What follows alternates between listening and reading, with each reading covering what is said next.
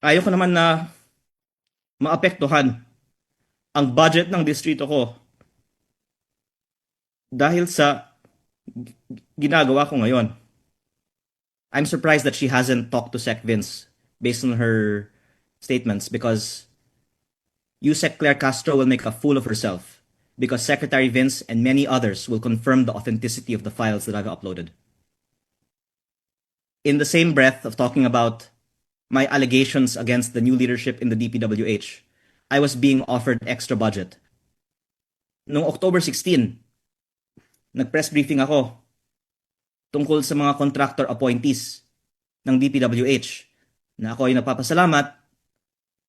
A few weeks ago, inamin ni Secretary Vince Dizon at ng DPWH na tama ako. Dalawa ng mga appointees ng bagong liderato ng DPWH ay mismong contractor ng DPWH. At yung isa na nagpasok sa kanila na nag-resign una na si Yusek Ari Perez ay konektado kay Congressman Edwin Garjola at sinubukang ilapit si Congressman Garjola kay Sec Vince para makakuha ng kontrata. Anyway, yun po ang backstory. When I was giving that press briefing, may tumawag sa akin na mataas na opisyal ng DPWH on behalf of Sec Vince Dizon. At ang pinag-usapan sa telepono ay ang budget ng distrito ko. Ayaw ko naman na maapektuhan ang budget ng distrito ko dahil sa ginagawa ko ngayon. Pero ako po ay nagtitiwala na dahil tama naman na malaman ng publiko ang budget ng bawat distrito, the fact na tinawagan ako tungkol sa budget ng distrito ko sa gitna ng ating press con alone is proof na ang budget ay ina-allocate din for purposes other than the need of the districts. At minsan, ito nga din ay ginagamit bilang leverage over members of Congress. Pero nagtitiwala po ako na hindi maapektuhan ang budget ng distrito ko dahil sa ginawa ko ngayon.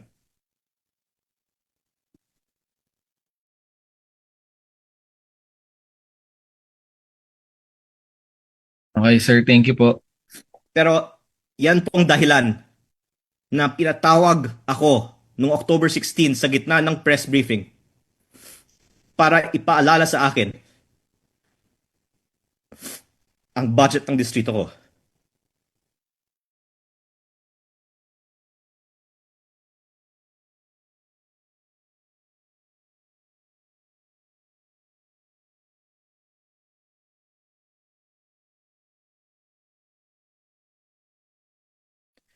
But despite that, nagbigay ako ng file sa PCIJ at nilabas nila noong Nobyembre.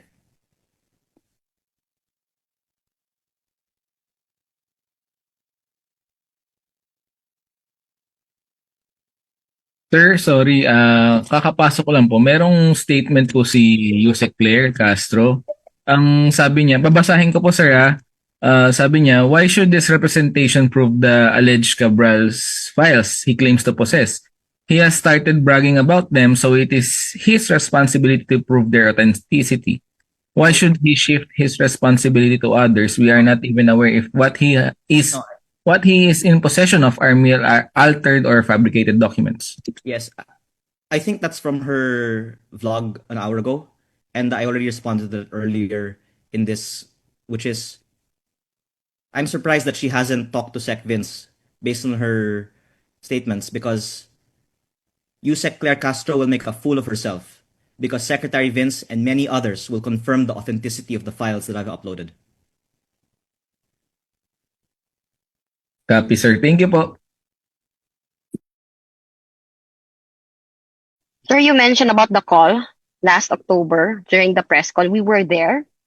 Narinig din po namin kung ano yung mga sinasabi nyo. And Ang dating po, while you were talking to that person from the high official ng DPWH, it's like parang you were challenging him about No, no, yung coming about. This was one of your transcript. I really don't know, quote, I really don't know who's the contractor in your team, but if you can ask them and come clean to the public, then Yes. that would, I think, be a sign that there is real change now in DPWH. And then, yet, now, you were saying na meron bang parang nangiipit po sa inyo? May nanggigipit po ba sa inyo tungkol sa budget ninyo pala that time? Kasi that was not the tone that we saw during the press con. Thank you. Excuse me, do you have the rest of the transcript? Because you can read the rest of what I said. I was talking about sana hindi lang distrito ko, sana sa buong bansa. Did you hear that? So, we asked you about what Sorry. did he say, Sorry. and then ang sinabi nyo lang was, Excuse okay. me, can you read the other part of my statement where I talk about sana hindi lang sa distrito ko, pero sa So buong what bansa? do you mean by that, sir? Hindi na po kayo nag-elaborate. Yun lang po Sorry. yung sinabi nyo. But do you have the What was that transcript? about? Do you have the transcript? I can clearly remember what you said, but you did not elaborate on that. So Okay, what let me is it elaborate about? now. So ngayon po ba sinasabi nyo, ginigipit pala kayo during that time? Let me elaborate. The reason why I said in my response, sana hindi lang sa distrito ko, kung hindi sa buong bansa, was because ang sinabi sa akin sa telepono that they will. I'm just trying to recall the exact words, but if I could just paraphrase, that they will grant extra budget for my district.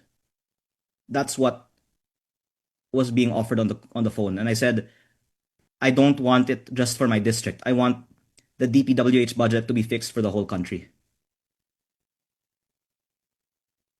I was being offered extra budget on that phone call in the middle of the press con.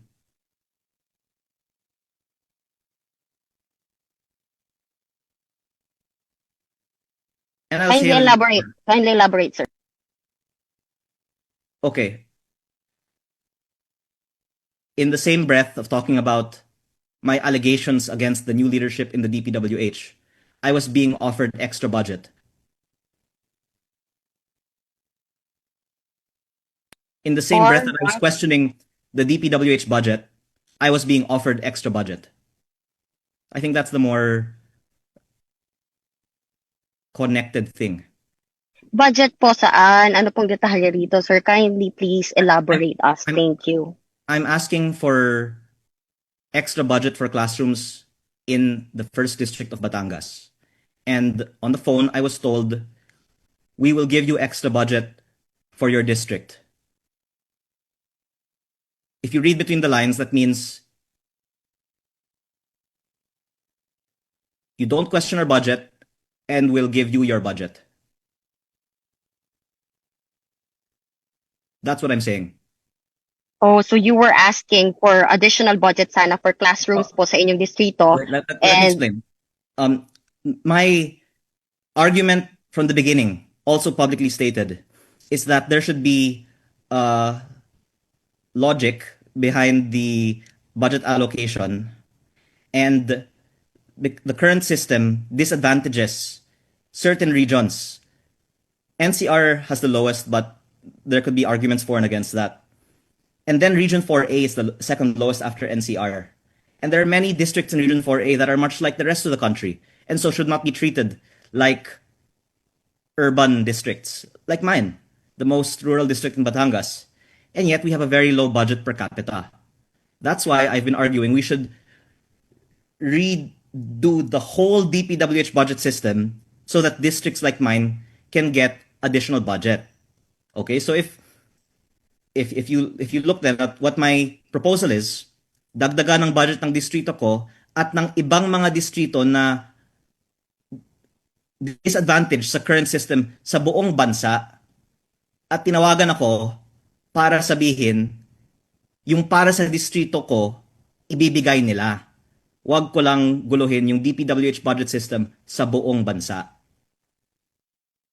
And then what did you do po, sir? Did you give in? Isn't that a bribe? Exactly, and that's why tuloy-tuloy akong nagka-question pa sa DPWH budget system sa buong bansa. At yung matatamaan dito, yung mga lugar na maraming parking ng mga contractors. Because big parts of this DPWH budget have been going to places that are not even highly populated, but because that's where the contractors have seen that they can have the most lucrative projects. And instead, if this system is um, applied, then it will instead go to districts or areas even that need them and not necessarily where the contractors can make the biggest profit. So the fact that I am continuing to question the DPWH budget system is me showing na hindi ako mabibili ng anumang budget. Okay, so hindi po nadagdagan yung budget nyo para sa classroom? Hindi, nadagdagan. Ako po ay nagpapasalamat. Dahil yun po ay para sa mga mamamayan ng aking distrito. Kaya ko sinasabi dapat bawasan ito, bawasan yan para magkaroon ng additional fiscal space para madagdagan ang mga budgets na matagal nang hindi ina-allocate. Matagal ko nang sinasabi, the reason we have a classroom shortage is because there is lower kickbacks in classrooms. Sir, nadagdagan, I have to cut you, sorry, nadagdagan pala yung budget nyo for classroom. So, paano po yung naging compromise? Kaya po ba hindi nyo po nailabas agad itong sinasabi nyo pong DPWH budget? Hindi, kasi kung mapansin nyo, hindi ko tinigilan ng DPWH linggo-linggo. Kaya ako po ay nagpapasalamat na kahit na tuloy-tuloy akong nagque-question sa DPWH, hindi so far binawasan ang budget ng aking distrito. Pero But nadadag. if anyone will tell me that I've gone easy on DPWH, then actually I'm thankful because I'd like DPWH to appreciate na naging mabait ako sa kanila. Pero I think others can say, oh, it's good actually that DPWH is still is not slashing Leandro's budget despite him questioning the whole budget. So, sir, magkano na po yung naidagdag in total na ng budget for your classrooms, no? Sa inyong distrito. Yeah, okay, thanks. I'll take this opportunity to disclose.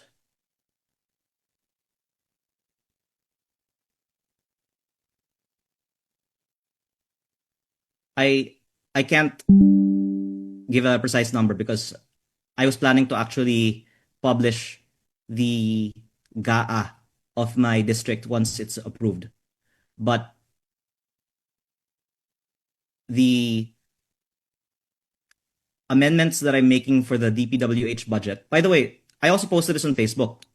The price of the roads in my district I reduced, and I also canceled some roads by 616 million pesos. Yung sinasabi ng DPWH na hindi magawa, in-apply ko yung adjusted prices na hindi ginawa sa buong bansa sa roads ng aking distrito. May savings ng 616 million pesos.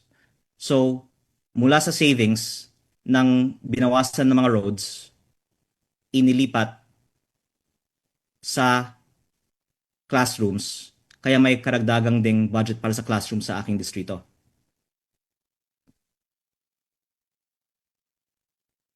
By the way, I haven't even gotten to my main point of my press con yet. This might take a very long time. But do you have any more questions, Marian? Okay na ka, sir. Thank you. Whatever I've said so far is, I think, less interesting than what I'm going to say after. Any more questions?